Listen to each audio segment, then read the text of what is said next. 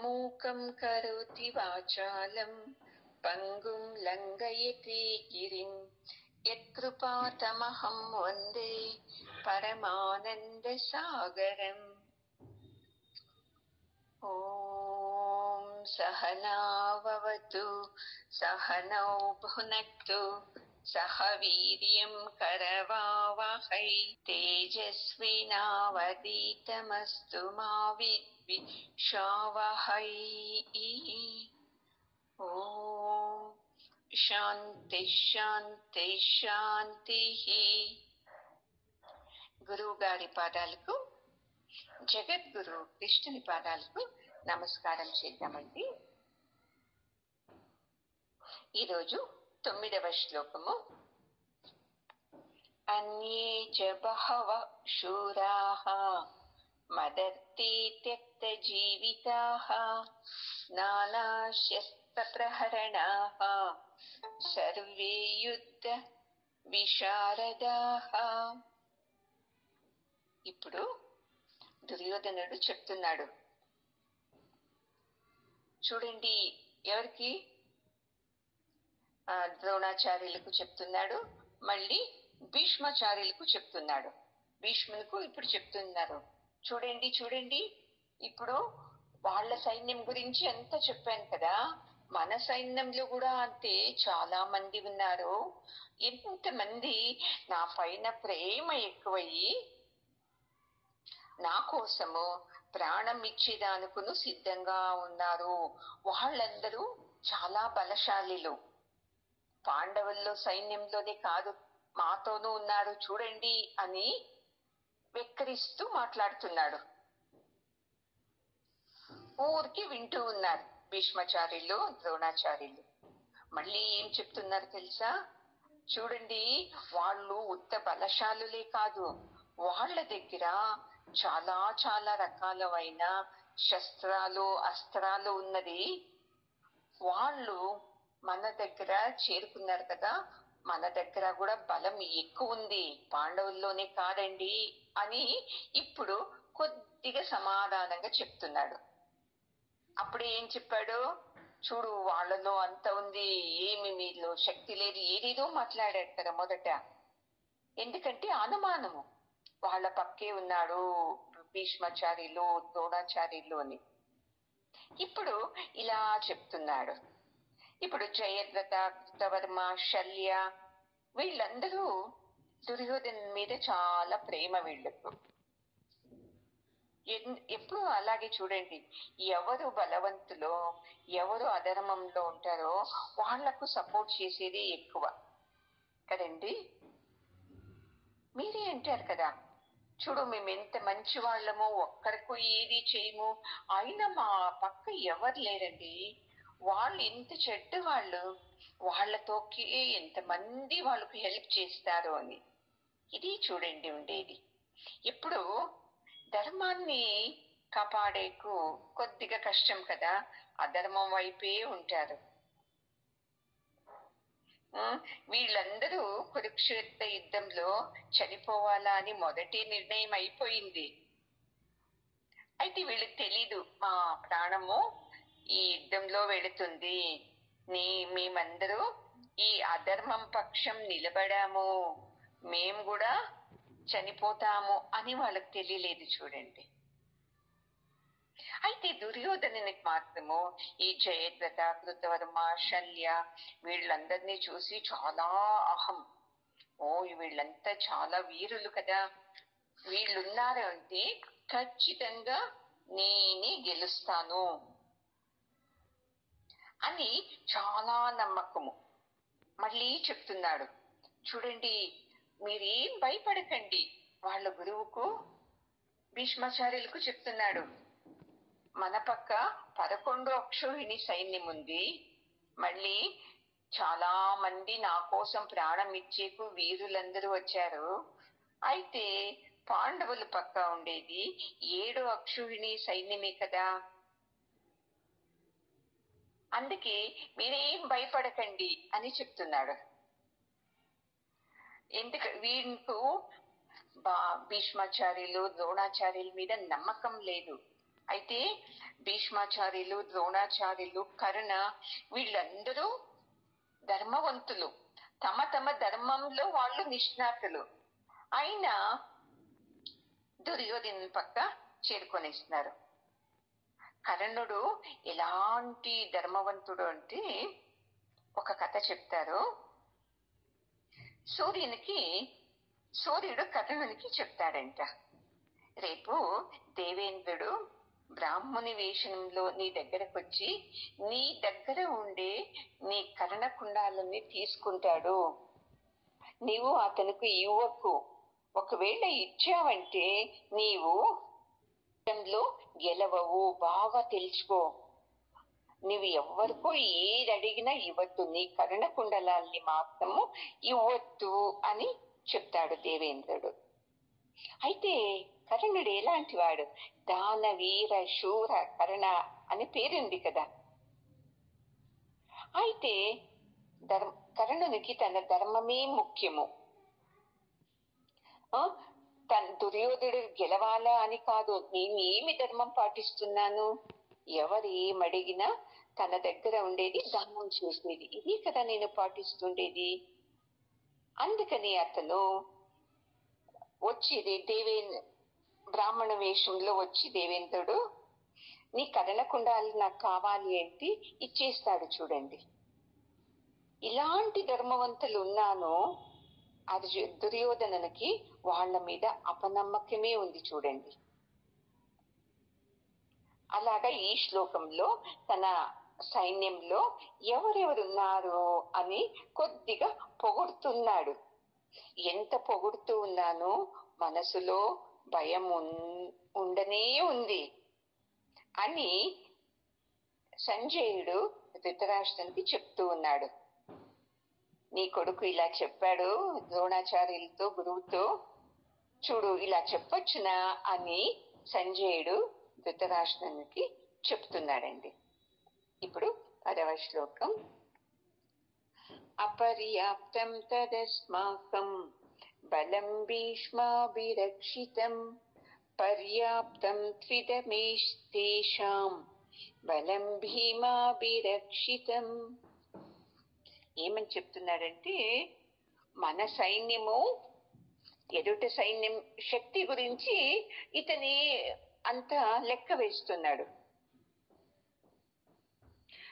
మన సైన్యంలో భీష్మాచార్యులే ఉండేది కదా సైన్యాధికారిగా, అందుకని నా సైన్యంలో శక్తి ఎక్కువ ఉంది, అపర్యాప్తం, దాన్ని ఇంత అని కొలవడానికే కాదు, అంత శక్తి ఉన్నది నా సైన్యము. పోనీ ఇంకా ఎదుటి సైన్యంలో పాండవుల్ని రక్షిస్తా ఉండేది ఆ శక్తివంతుడు అంటే భీమ. అయితే భీమని కన్నా భీష్ములు చాలా శక్తివంతులు. భీష్మునితో పోలిస్తే ఒక చిన్న గడ్డిపోచుకు సమానము భీముడు. వాళ్ళ సైన్యంలో శక్తి కూడా మితంగా ఉన్నది, అపరిమితము నా సైన్యం ఉండేది.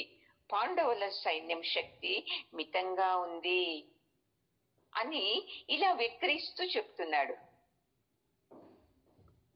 ఎంత భీముడు వాళ్ళని కాపాడినా ఈ భీష్ముల ముందు తక్కువే అని అంటాడు. అయితే లోపల మళ్ళీ ఏదో ఇతనుకు ఆ పాండవుల మీదే ప్రేమ ఉందే, ఆ వాళ్ళకే సాయం చేయొచ్చును కదా అని ఇలా ద్వంద్వంలో కొట్టాడుతూ మిట్టాడుతూ ఉన్నాడు. చూడండి, ఇతనుకు దుర్యోధనకు భీముడు అంటే చాలా అసూయ. ఎందుకంటే భీముడు చాలా శక్తివంతుడు కదా. భీమను నుండి నేను చనిపోతానో ఏమో, అంత శక్తి తనకు లేదు కదా అది అని ఇలాగ ఏదేదో లెక్కలు వేస్తూనే ఉంటాడు. భీష్ముని నుండి నా సైన్యం గెలవచ్చు, అయితే అతనికి ప్రేమ అటుపక్క ఉంటే నేను గెలుస్తానని నమ్మకం లేదు. చూడండి, గెలుస్తాను అంటాడు ఒక తూరి, భీష్ములు చాలా శక్తివంతులు అంటాడు ఒక తూరి, మళ్ళీ ఇంకో తూరి ఏమంటాడు, తనకు పాండవుల మీద ప్రేమ ఎక్కువ, అటుపక్క సాయం చేస్తాడేమో, భీముని నుండి నేను చనిపోతానో ఏమో. చూడండి, మనము ఇలాగే యోచించేది. ఏదో ఒకటి జరిగి ఉంటుంది. దానికి మనమే ఏదేదో ఊహించుకొని మనకి ఎలా కావాలో అలాగా ఊహించుకొని ఇస్తాం ఆ సన్నివేశాన్ని. చిన్న చిన్న విషయాల్ని పెద్దగా చెప్పేస్తాము కదా. యోచిస్తాము. అక్కడ కాదు కురుక్షేత్ర యుద్ధం నడుస్తూ ఉండేది, మన మనసులో నడుస్తూ ఉండేది. అది మనకు అర్థమే కాదు. ఏదో ఒక చిన్న విషయం జరిగితే దానికి మనమే ఊహించుకొని ఏదేదో చెప్పి చెప్పి మనకే హార్ట్ అటాక్ కావాలి అలాగా యోచించేస్తాం చిన్న విషయాన్ని. ఎప్పుడు అంతే, మన మనసుని మనము కంట్రోల్లో పెట్టుకోవాలి. ఇలా యోచనతో, ఈ జ్ఞానంతో అనవసరంగా నేను యోచిస్తున్నాను, ఇది తప్పు, ఏదీ జరగలేదు, ఏదేదో జరిగినట్టు యోచిస్తున్నాను కదా అని మీ బుద్ధిని మధ్యలో తేవాలి. బుద్ధి మీ మనసుకు బుద్ధి చెప్పాలి, ఏంటి అలాగా యోచిస్తావు, తప్పు కదా, ఏం నీవంత తెలివంతు అని ఇలా మనకు బుద్ధి చెప్పాలి. అప్పుడు చూసుకోండి వాళ్ళు బాగా నడుస్తారు. ఇక్కడ దుర్యోధనుడు ఇంకొక ట్రిక్ ఉపయోగిస్తున్నాడు. ఏమది అంటే, భీమునికు భీష్మాచార్యులకు అవుతా ఉండలేదు. అందుకని భీష్మాచార్యకు కోపం రావాలి అని చెప్పి ఏం చెప్తున్నాడంటే, చూడు తాత, పాండవుల సైన్యం చిన్నదైనాను అయితే భీమునికి చాలా బలం ఉంది, అతను ఏం లేదు బాగా యుద్ధం చేస్తాడు తెలుసా అంటాడు. అప్పుడు భీష్మాచార్యులకు కోపం వచ్చి బాగా యుద్ధం చేయని అని ఇలా ఉపయోగిస్తున్నాడు చూడండి.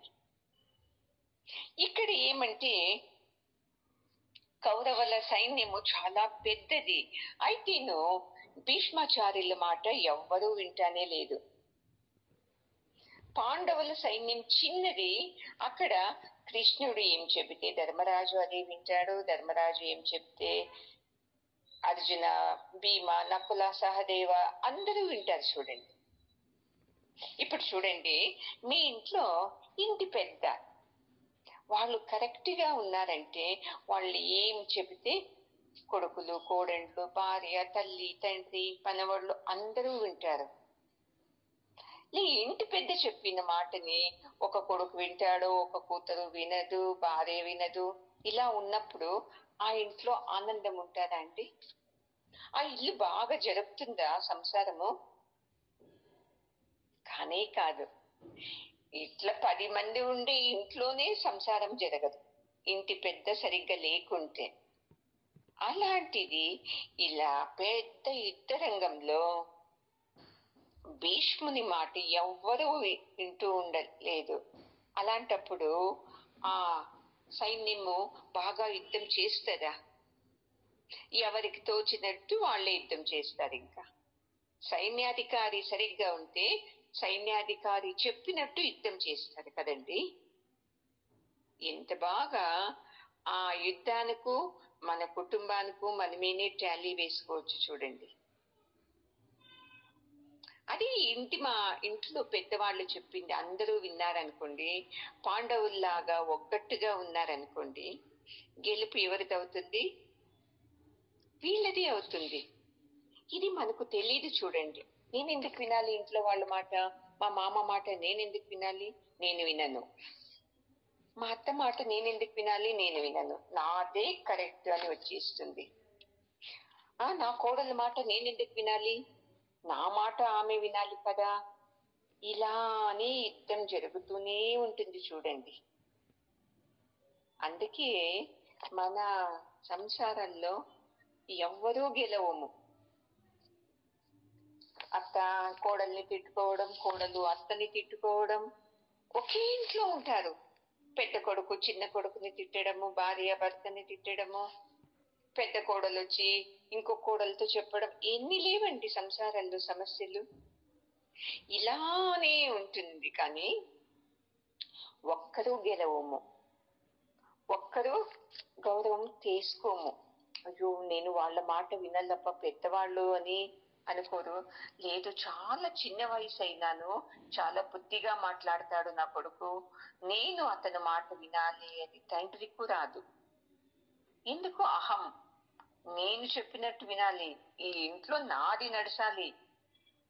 ఏ ఇంట్లో నా మాటే గెలవాలి అని ఉంటది చూడండి, ఆ ఇంట్లో ఆనందం ఎప్పటికీ లభించదు చూడండి. తండ్రి అనుకోవచ్చు, నా మాట నేను చెప్పినట్టే వినాలి అంటే ఏ బిడ్డలు ఏ కోడలు భార్యనే వినదు. అదే కొడుకే అనుకోవచ్చు, నేను చెప్పినట్టు వినాలి, మా ఇంట్లో మా అమ్మ నాన్న అందరూ ఉంటే ఆ ఇంట్లో కూడా ఆనందం ఉండదు చూడండి.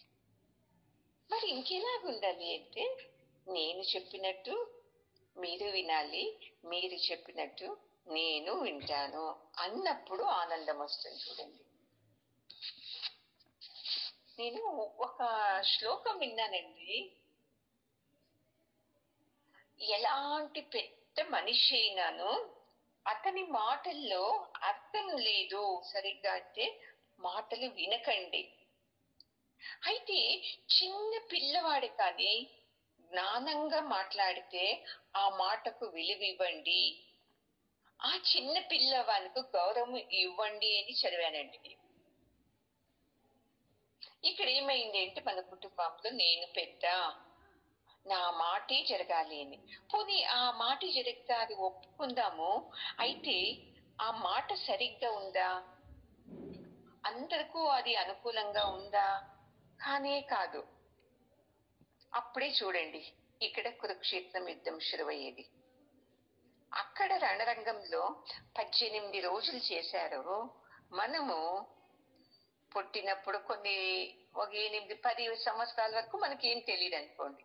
ఎప్పుడైతే మన బుద్ధి బాగా పెరుగుతుందో అప్పటి నుంచి చనిపోయేదాకా యుద్ధం చేస్తూనే ఉన్నాం చూడండి, ఒకరితో కాక ఒకరితో.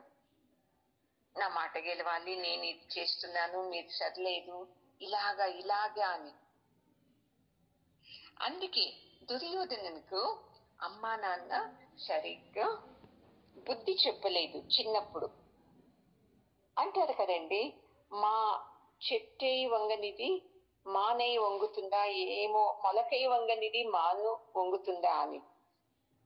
అలాగే దుర్యోధనులకు తల్లి తండ్రులు మంచి ధర్మయుక్తమైన జీవితం ఎలా గడపాలో నేర్పలేదు. అతను చేసిందే సరి అని చెప్పేశారు తల్లి తండ్రి. అందుకే అతనుకు నేను చెప్పిందే నడవాలి, ఇంట్లో వండుకొని యుద్ధ రంగంలో కూడా నేను చెప్పినట్లే నడవాలి అంటే అవుతుందా? మనము ఇలాగే చేస్తున్నాము, నా మాటే గెలవాలి. ఎప్పటి వరకు దీన్ని తీసేయమో చూడండి, అంతవరకు మనము ఆనందంగా ఉండలేము చూడండి. అక్కడ ధృతరాష్ట్రునికి కన్ను లేక అతడు గుడ్డివాడు, మనకు కళ్ళు ఉంది, అయితే బుద్ధి గుడ్డిది మనది. బాగా అర్థం చేసుకోండి. మనము కంటి నిండి బాగా చూస్తాం జగత్తుని, అయితే మన బుద్ధికి నిజమైన కన్ను లేదు చూడండి. జ్ఞానంతో యోచించి కన్ను లేదు, అందుకే మనము సంసారంలో యుద్ధం చేస్తున్నాము. ధృతరాష్ట్రునికి ఎలాగా వ్యామోహం ఉందో, నా బిడ్డలే మంచివాళ్ళు, వీళ్ళకి మంచిదైతుంది, అలాంటి అంధకారమైన వ్యామోహమే మనదిను. ఇన్ని తప్పులు చేసిన పిల్లల్ని తెలీదు, ఏదో చిన్న పిల్లాడు కదా అని ఇలాగే దాటేస్తాము. బుద్ధి చెప్పము, చిన్నప్పటి నుంచి చెప్పము, పెద్దయినాక అసలే చెప్పము. అయితే మీ తమ్ముని బిడ్డలో ఇంకో ఎవరో పక్క పిల్లలు అయితే తప్పు చేసినారంటే వాళ్లకు తెలివే లేదు, వాళ్ళమ్మ నాన్న వాళ్ళని సరిగ్గానే పెంచలేదు అని చెప్పేస్తాము. అంత వ్యామోహం మనది. నేను సరిగ్గా పెంచినానా నా బిడ్డల్ని అని చూసుకోండి. అది చూసుకుంటారంటే మనము ఇంకొకరిని ఒక్క మాట అనేకు వెళ్ళము. నాకు అన్నీ తెలుసు, నేను చాలా బుద్ధివంతురాల్ని, చాలా బుద్ధివంతుణ్ణి, మా ఇంట్లో వాళ్ళకి ఏమీ తెలీదు. ఇది ప్రతి ఒక్కరిలోనూ బాగా బలంగా నాటుకుంది. ఎందుకంటే అతి వ్యామోహము, అహంకారం మన బుద్ధి మీద కదండి. మన బుద్ధికి ఎన్ని బట్టల్ని కట్టేసామంట. ఏం బట్టలు? నేను అందంగా ఉన్నాను, నేను చాలా తెలివంతుల్ని, నేను బాగా చదివాను, నేను బాగా యోచిస్తాను, నేను బాగా మాట్లాడగలను, బాగా పని చేయగలను, నేనంటే అందరూ భయపడాలి, నా మాటే వినాలి. ఓ ఎన్ని బట్టలు చూడండి. ఇవన్నీ మన మనసుకు బాగా చుట్టేశాం, మనము బుద్ధికి చుట్టేశాం. అందుకే బుద్ధి మనసు చెప్పినట్టంతా వింటూ ఉంది. ఎప్పుడైతే బుద్ధికి ఒక్కొక్క బట్టలే అన్ని విప్పామనుకోండి, అది సరైన శిక్షణ ఇస్తుంది మనసుకు. నేను వేరే వాళ్ళతో ఒక మాట అనిపించుకోను, నన్ను అనకూడదు ఎవరు. ఎంత పెద్ద అహంకారం చూడండి. నేను ఇప్పుడు తప్పు చేయలేదు, వేరే వాళ్ళే తప్పు చేస్తారు ఎప్పుడు చూసినాను. ఇంకా పెద్ద అహంకారం చూడండి. ఇంకా కొంతమంది అయితే వాళ్ళు బిడ్డల మీద ఎంత వ్యామోహం అంటే, అయ్యో వీళ్ళ నానమ్మకో నా పెదనాన్నకో వాళ్ళ ఎవరికో ఉంది కోపము, సేమ్ అదే అలవాటు నా కొడుకు వచ్చేసింది అని చెప్పేస్తాం. చాలా మూర్ఖం చూడండి. వాళ్ళ రక్త సంబంధాల్లో వాళ్ళకు ఉంది. వీళ్ళ తాతకో ఎవరికో కోపము, చెప్పిన మాటే వినడు మా తాత, సేమ్ అదే పోలికండి నా కొడుకు. ఎంత గొప్పగా చెప్తామో మీకు తెలుస్తా లేదు. ఈ కొడుకుతోనే నేను నా ప్రారంధం ఉండేది, అనుభవించేది దుఃఖం అని ఎప్పటికీ తెలుసుకోమను. ఎప్పుడు అంతే, మొదటగా చూడాల్సింది వేరే వాళ్ళని కాదు, నా బిడ్డలు నేను ఎలా ఉన్నామో అని చూసుకోవాల చూడండి. లేదు అంటే ధృతరాష్ట్రుడు ఎట్లా వ్యామోహంతో, అంధ వ్యామోహంతో ఉన్నాడో మనమును అలాగే తయారైపోతాం. అయ్యో వానికి చెప్పిన వినడే వినడు, అందుకే వదిలేస్తానప్పా, ఎంత ఈజీగా చెప్పేస్తారు. అది ఎదురింటి పాప ఏమన్నా గోల పెడుతుంటే, చూడు వాళ్ళ అమ్మకు బుద్ధినే లేదు, ఈడ్చి 2 తన్నాలి, తంతే కదా బుద్ధి వచ్చేది, చెప్తే వస్తుందా అని ఈజీగా చెప్పేస్తారు. అది తన బిడ్డలు దాకా వచ్చే వరకు అయ్యో వినడండి, అందుకే మొబైల్ ఇచ్చేస్తాను, వాడు అడిగినవన్నీ ఇచ్చేస్తాను, ఏం కావాలో అన్ని ఇస్తా, లేకుంటే ఈ పాప ఇల్లంతా పోతిలి ఏడుస్తుంది, గుక్క తిప్పుకోకుండా ఏడుస్తుంది. చూడండి, ఇంకా ఎంత చిన్నప్పటి నుంచి ఇలా వెనకేసుకొని వస్తూ ఉంటే 12 ఏండ్లు రాని ఆ పాపకు ఆ బాబుకు మిమ్మల్ని ముప్పు తిప్పలు పెడతారు. ఈ గీతా జ్ఞానం విన్నాక కూడా మీరు ఇలాగే వర్తిస్తున్నారు వ్యామోహంతో అంటే మీకు ఈ జ్ఞానం, కృష్ణుని జ్ఞానం లోపలకు వెళ్ళలేదని అర్థమండి. ప్రతి ఇంట్లోనూ దుర్యోధనులు ఉంటారు, ధృతరాష్ట్రులు ఉంటారు. కష్టపడి మనము సంస్కారం ఇస్తే కాని వాళ్ళు ధర్మరాజు, అర్జునుడు, భీముడు, నకుల సహదేవుడు కాదండి. సంస్కారం ఇస్తేనే వాళ్ళు పాండవులు అవుతారు. సంస్కారం ఇవ్వలేకుంటే నా బుద్ధిను అదే, నా ఇంట్లో వాళ్ళు అందరూ కౌరవులుగానే తయారవుతారనేది మనకి ఎంతవరకు తెలీదో అంతవరకు మనము ఈ సంసారం యుద్ధం చేస్తూనే ఉంటాం చూడండి. మనము మన బుద్ధికి కట్టుకున్న వ్యామోహం అనే పట్టిని మొదట విప్పాలి చూడండి. ఒకవేళ మీరు ఇంట్లో వాళ్ళు చేస్తున్న తప్పుల్ని, పిల్లలు చేస్తున్న తప్పుల్ని మీరు సమర్థిస్తూ ఉన్నారనుకోండి, మీరు సమాజానికి చాలా పెద్ద మోసం చేస్తున్నారు చూడండి. వీళ్ళు నేనే కరెక్ట్ అని అలాగే పెరుగుతారు, మీరు అలాగే పెంచారు. వాళ్ళు కలిసే వాళ్ళతో అంతా నేనే కరెక్ట్ అని ఉంటుంది కదా వాళ్ళకు. ఎప్పుడు వాళ్ళు తమ తప్పును తెలుసుకుంటారు? సమాజంలో దొంగల్ని వాడు దొంగ వీడు సరిలేడు అనేటప్పుడు ఫస్ట్ మొదట చూసుకోవాల్సింది మన ఇంట్లో ఎలా ఉన్నారు, నా కుటుంబ సభ్యులు, నా బిడ్డలు ఎలా ఉన్నారు అని మొదట చూసుకోవాలి. విద్యను ఇవ్వాలి బిడ్డలకు, అది కర్తవ్యం తల్లిదండ్రిది. అతి పెద్ద కర్తవ్యం సంస్కారం ఇవ్వాలి. చూడండి, సంస్కారమే మిమ్మల్ని ముందు వరకు కాపాడేది. నీ బిడ్డలు కాదు నీకు అన్నం వేసేది మీ వయసు అయినాక. మీరిచ్చిన సంస్కారమే మీకు వయసు అయ్యాక మీకు అన్నం పెట్టేది, మిమ్మల్ని చూసుకునేది.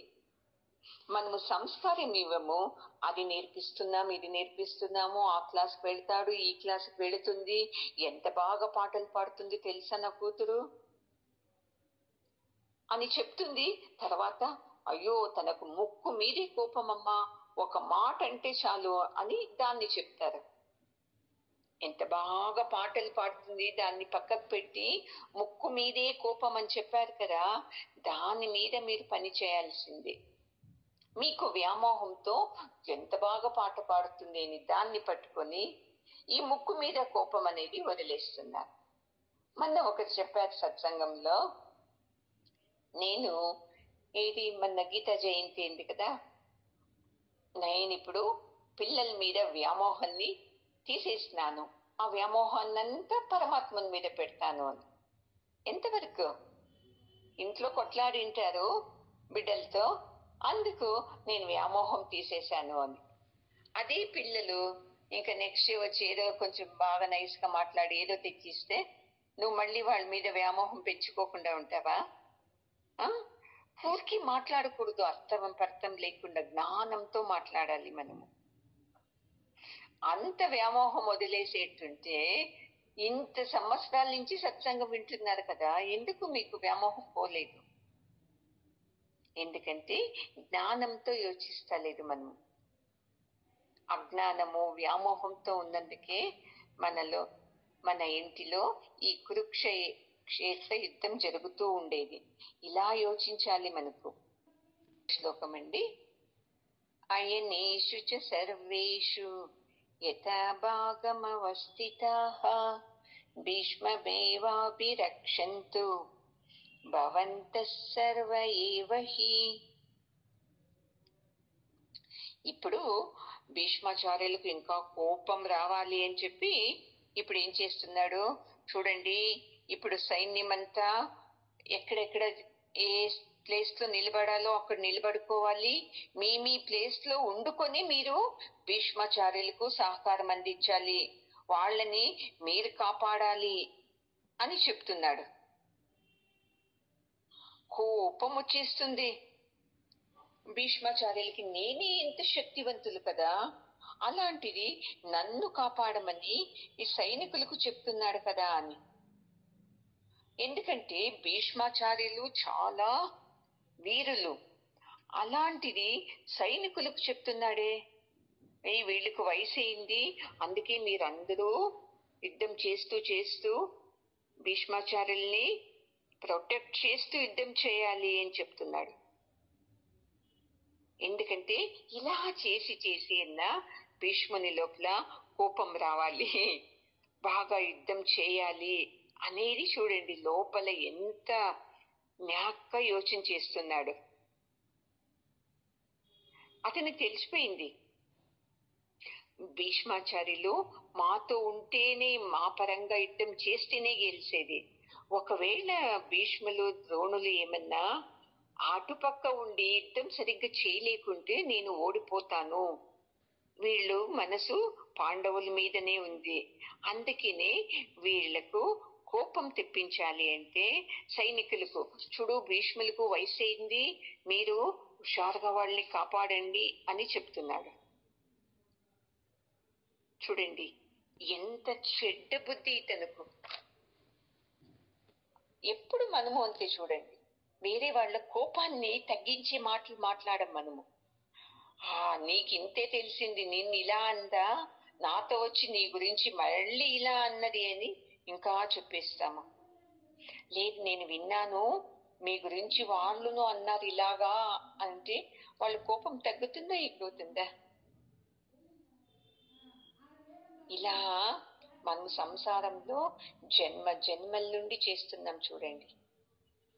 ఊరికి బాగుండే వాళ్ళ సంసారాల్ని విడగొట్టేది, ఇంకా ఏదో మన అసూయకి తగినట్టు వర్తిస్తూ కళ్ళు లేక మనము జీవిస్తున్నాం. కళ్ళు ఉంది, బుద్ధికి ఈ ఆలోచన, ఈ జ్ఞానము అనే కన్ను లేకుండా మనము ఇలా వర్తిస్తున్నాం. అవమర్యాద చేసేది ఇంట్లో వాళ్ళకు. ఎవరన్నా వస్తే వీళ్ళకి ఎన్ని తోలు చెప్పినా ఇంతే, వీళ్ళు బుద్ధే ఇది, విననే వినరు, వీళ్ళతో సాలైంది అని చెప్పేస్తాం. వచ్చిన వాళ్ళు ఏమనుకోరు. ఇంట్లో వాళ్ళని ఎవరు లేకున్నప్పుడు మనం దండించుకోవాలి, కానీ వేరే వాళ్ళ ముందంతా మర్యాద తీసేది మంచిదా? అది బాగా చూసుకోండి. ఎందుకు మనకు నన్ను చూస్తే సరిపోదు అంటే, మనం వేరే వాళ్లకు ప్రేమించాలి, వాళ్లకు గౌరవం ఇవ్వాలి. అప్పుడు వాళ్ళు మనల్ని ప్రేమిస్తారు, మనకు గౌరవం ఇస్తారు. ఇప్పుడు మనకి ఎవరన్నా గౌరవం ఇవ్వలేకుంటే, ప్రేమించలేకుంటే అటు సైడ్ వెళతామా? మనము వెళ్ళము. ఎంత దగ్గర బంధువులైనాను వెళ్ళము. ఎవరైతే మనతో ఆత్మీయంగా మాట్లాడతారో, మనకు గౌరవం ఇస్తారో అటువైపు వెళతాం కదా. అది తెలుసుకోకుండా ఏం చేస్తున్నాడు ద్రోణాచార్యులకు, భీష్మాచార్యులకు దుర్యోధనుడు చాలా అవమర్యాదకరంగా మాట్లాడుతూ ఉన్నాడు. వీళ్ళు విధి లేక ఈ కౌరవుల పక్క ఉన్నాం కదా అని ఏదో చేస్తాము అని వాళ్ళిద్దరూ యుద్ధం చేసేకి మనసు పెట్టుకున్నారు. అదే ఇతను దుర్యోధనుడు గౌరవంగా ప్రేమగా మాట్లాడితే వాళ్ళకి ఇంకా ఉత్సాహం వస్తుంది కదా. ఉత్సాహం వచ్చి బాగా యుద్ధం చేస్తారు కదా. ఇలా చేయాలి చూడండి. మనము యుద్ధంలో గెలవాలి అని వాళ్ళు కాదు, నేను ఈ సంసారంలో గెలవాలి, అందరితోనూ బాగుండాలి, ఇంట్లో వాళ్ళందరూ బాగుండాలి అంటే మొదట ఇంట్లో వాళ్లకు గౌరవం ఇవ్వాలి. వాళ్ళు నిదానంగా, తక్షణం వాళ్ళు ఇవ్వరు. ఎందుకంటే ఇన్నేళ్లు మనము సంసారంలో ఎలా ఉన్నాము, కోపంతోనే మాట్లాడినాం అందరితోనూ, ప్రేమతో ఎవరితో మాట్లాడలేదు. అందుకే వాళ్ళు నిదానంగా మనల్ని గమనిస్తారు. ఓహో, వీళ్ళు మొదటిలాగా కాదు, వీళ్ళు చాలా చేంజ్ అయినారు అని అప్పుడు ఒక్కొక్కరే మన దగ్గరికి వస్తారు. చూడండి, మన దగ్గరికి మనుషులు రావాలి అన్నా, మన నుండి దూరం కావాలి అన్నా మనము వాళ్ళేం కొట్టక్కర్లేదు, మన మాటే చాలు. చూడండి, ప్రేమగా మాట్లాడితే అందరూ వచ్చి మనల్ని హత్తుకుంటారు. కోపంగా, క్రోధంగా, ద్వేషంగా మాట్లాడితే అందరూ దూరం అయిపోతారు. చూడండి, భార్య కానీ, భర్త కానీ, పిల్లలు కానీ, ఎవ్వరే కానివ్వండి, అందరికీ ఒకే అస్త్రమే, ప్రేమ, ఆప్యాయత. ఇవి రెండు లేకున్నందుకే దుర్యోధనుడు అధర్మంతో చెలరేగుతూ, తాన్న మనసే గలీజుగా ఉంది, ఆ గలీజైన మనసులో భీష్ముడు సర్లేడు, ద్రోణుడు సర్లేదు అని తానే నిర్ణయించుకొని ఏదేదో వాగేస్తూ ఉన్నాడు. అందుకే వాళ్ళిద్దరకు చాలా బేజారవుతా ఉంది, కోపము వస్తా ఉంది. ఏమి ఇలా మాట్లాడుతున్నాడే ఇతను అని. సరేనా? మనము అంటే ఇంట్లో వాళ్ళతో, బయట వాళ్ళతో, అందరితోనూ ప్రేమగా ఉండాలి. కొంతమంది మాటలు ఎలా ఉంటుంది అంటే కొట్టినట్టే ఉంటారు. చూడండి, మొదట దాన్ని కరెక్షన్ చేసుకోవాలి. ఆత్మీయంగా ఎంత పెద్ద తప్పు చేసినానో ప్రేమతో సరిదిద్దాలి. కొట్టినట్టు మాట్లాడితే వాళ్ళు డబ్బల్ కొట్టుడే కొడతాడు మనల్ని కదా. యుద్ధము అక్కడ జరుగుతా లేదండి, మనలో, మన మనసులో ఎప్పుడు జరుగుతూనే ఉంటది. ఇక్కడ మనం గెలవాలి. కౌరవులు, పాండవులు గెలుస్తారో ఓడతారో మనకు అక్కర్లేదు. ఈ సంసారం అనే యుద్ధంలో నేను గెలవాలి అని మనకు రావాలండి మొదట. అప్పుడే మనము ఆనందంగా ఉండేది సాధ్యమవుతుంది.